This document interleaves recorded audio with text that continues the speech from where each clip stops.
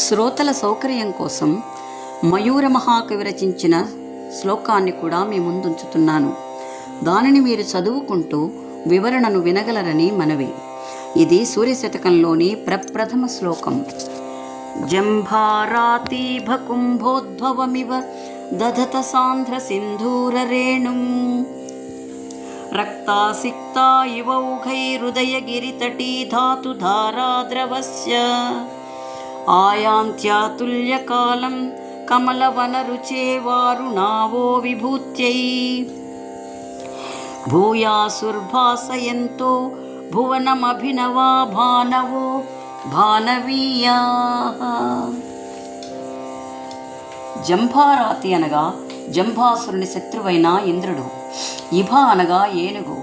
కుంభోద్భవమివ దధత అనగా అప్పుడే ఉదయిస్తున్న ఆ సూర్యకిరణాలు ఇంద్రుని ఐరావతం యొక్క కుంభస్థలం మీద ధరించిన లేదా అలంకరింపబడిన సాంద్ర దట్టమైన సింధూర రేణుం సింధూర రేణువుల వలె ఎర్రగా ప్రకాశిస్తున్నాయి.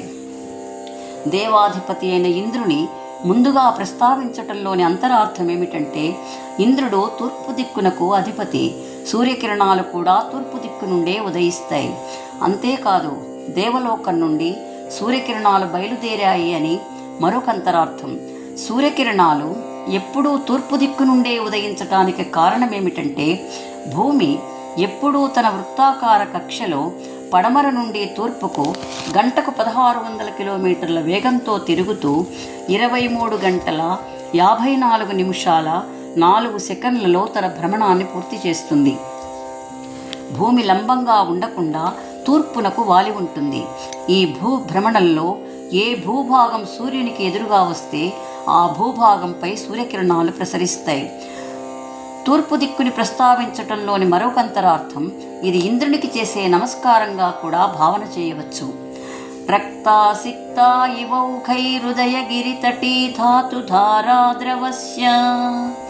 ఆ విధంగా దేవలోకం నుండి బయలుదేరినటువంటి ఆ సూర్యకిరణాలు ఉదయగిరి అనగా ఉదయ పర్వతంపైకి వచ్చి, తటి అనగా ఆ ఉదయగిరి కొండచర్యలలో ప్రవహించే ధాతుధార అనగా ధాతువుల యొక్క ద్రవం. ఖనిజముల యొక్క మూల పదార్థాలను ధాతువులు అంటారు. ఇక్కడ మనం గైరిక ధాతువునే భావన చేయాలి.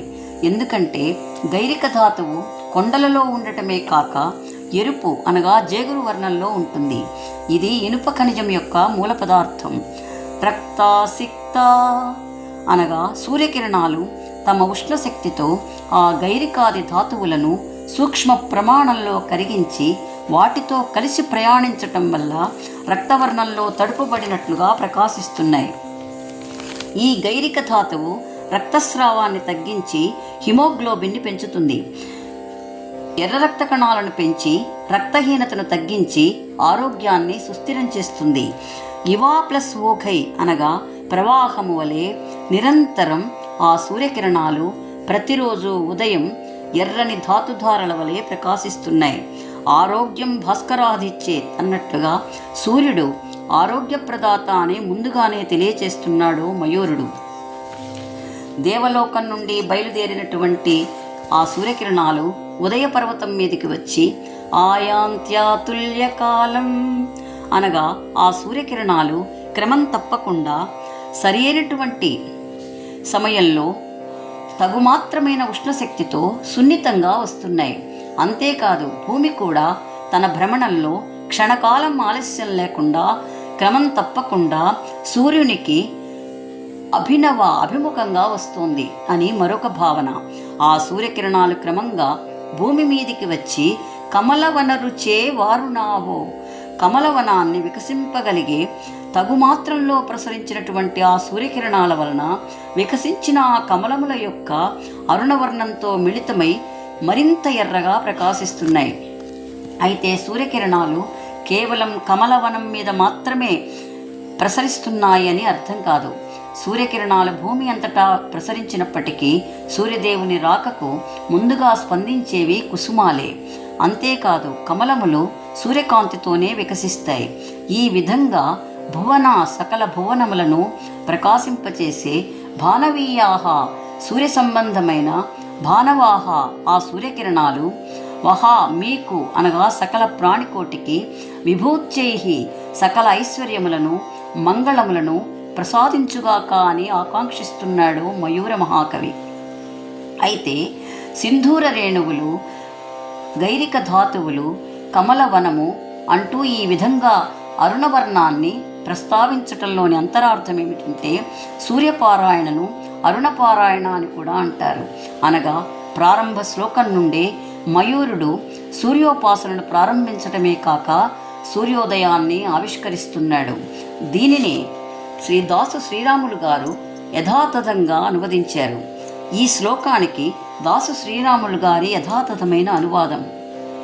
శ్రీరాములు గారు కూడా జేజేరాయని అంటూ ఇంద్రుని ప్రస్తావనతోనే ప్రారంభించారు. జేజేరాయని కుంభి కుంభగతమౌ సింధూరముల్ దాల్చియో యోజం జే గురువాగులయుదయ శైలోపాంతమందంటియో రాజీవ ప్రభలేక కాలమున ప్రారంభించియో ఎర్రనై తేజుల్ చిమ్ము నవార్క భానులిడు నెంతో మీకు నైశ్వర్యముల్.